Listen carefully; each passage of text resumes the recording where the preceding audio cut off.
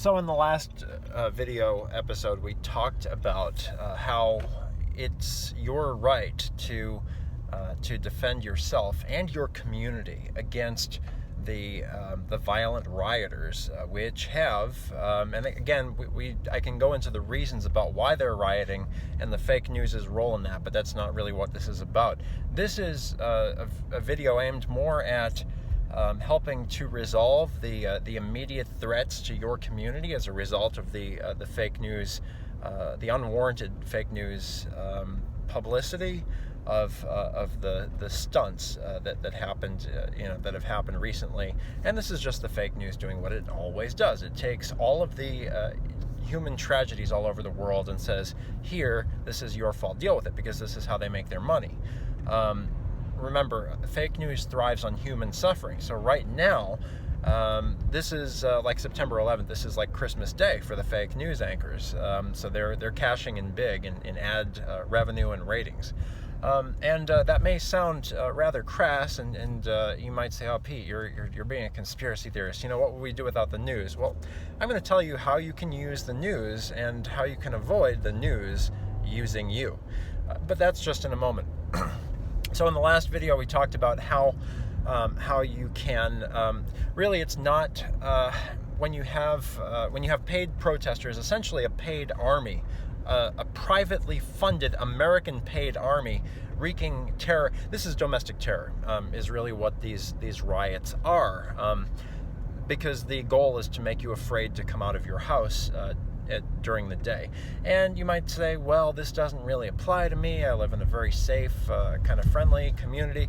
Well, they're not going to rest until no American can come out of their house. Again, these are domestic terrorists. And furthermore, the fake news is directly aiding and abetting them by being their publicists full times, by egging them on and saying, oh, this is a story that really needs to be told, and blah blah blah. And this is because this is how the fake news makes their money. The fake news has a vested interest in American terror happening because that's when they make their payday. But again, I want to focus on, well, okay, that's all very high, pie in the sky kind of theory stuff. What do we do now? How do we defend our community now?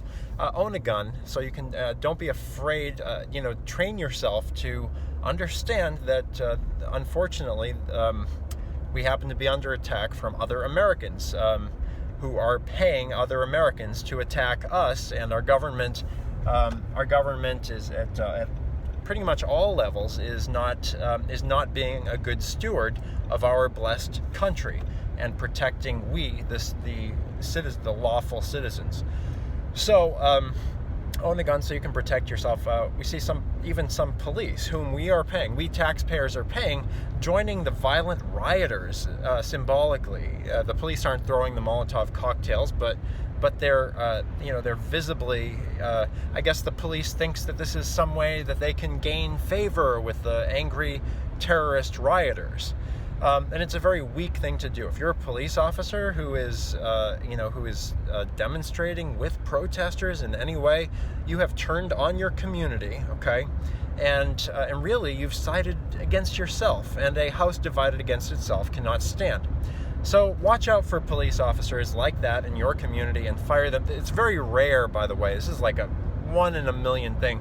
But if your police officers are demonstrating with the angry, violent rioters, you got a problem, and you got to resolve that quickly and decisively. If you're the chief of police in such a town and one of your police officers is turning on your department, you got to get rid of them, okay? Hey, this isn't going to work. just like any other job, right? You're supposed to be defending the people, and you're turning against them. And I know, I don't know if they're doing it for optics or whatever, but it's it's a bad way to go, man. Take it from America's man's man.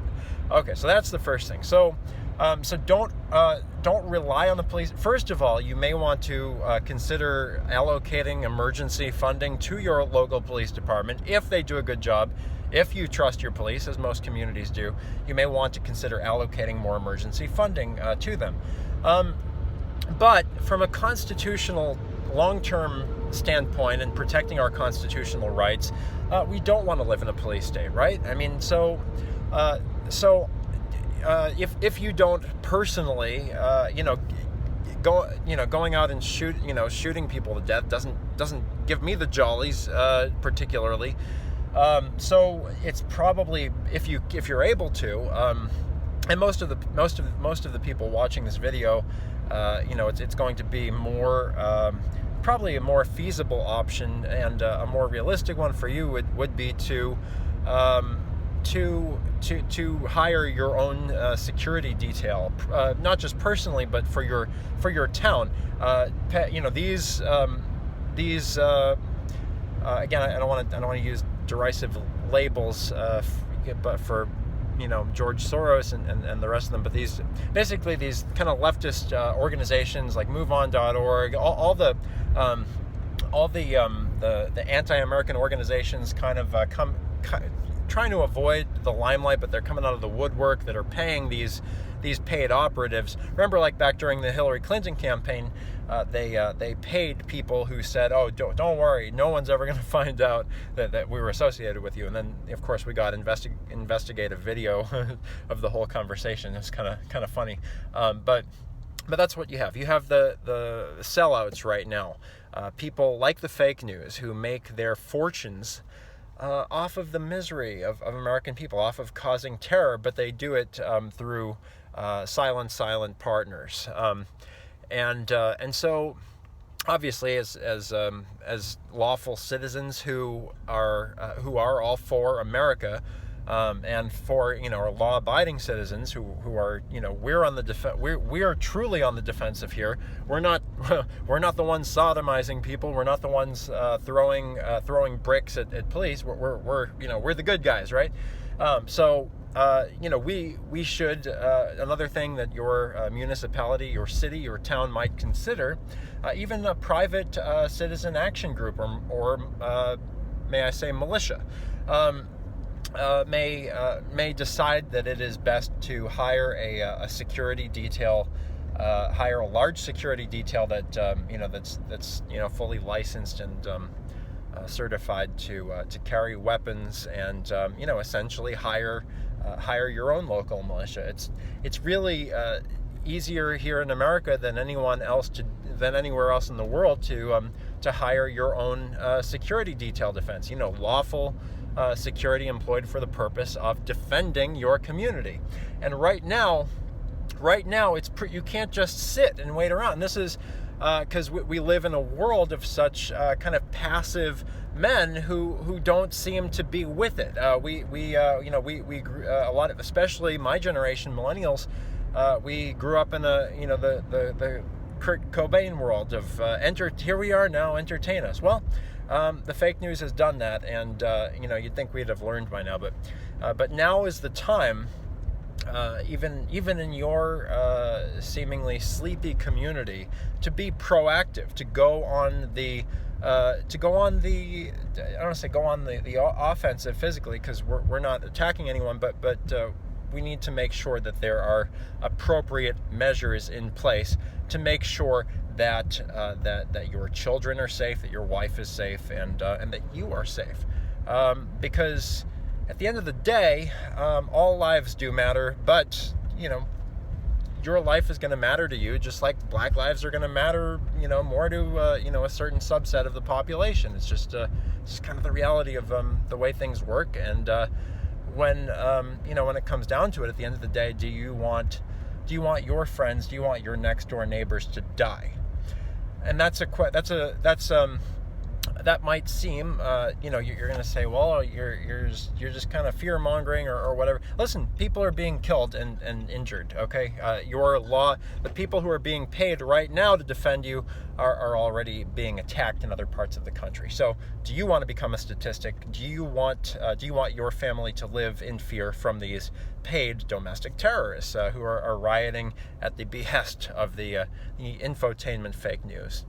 So, take action, defend your family, defend your community. Do it through either paid security details, both personally and for your municipality, and do it personally if you have to. Don't always rely on the police, because sometimes, obviously, the police can be overwhelmed at a time like this, and frankly, constitutionally, it's not necessarily municipal police's job to deal with a domestic terror attack, and that's what this is. And it is, I think, a little bit unfair to it's like anything. You have to be active. You can't be passive, and you have to work with the police actively in planning your security details, in planning your local militia or even paid local militia. You have to work with the police to ensure that that it's handled properly. This is America's Man's Man on how you can be proactive in defending your local community during these times of largely fake news instigated unrest here in the land of the free, the home of the brave.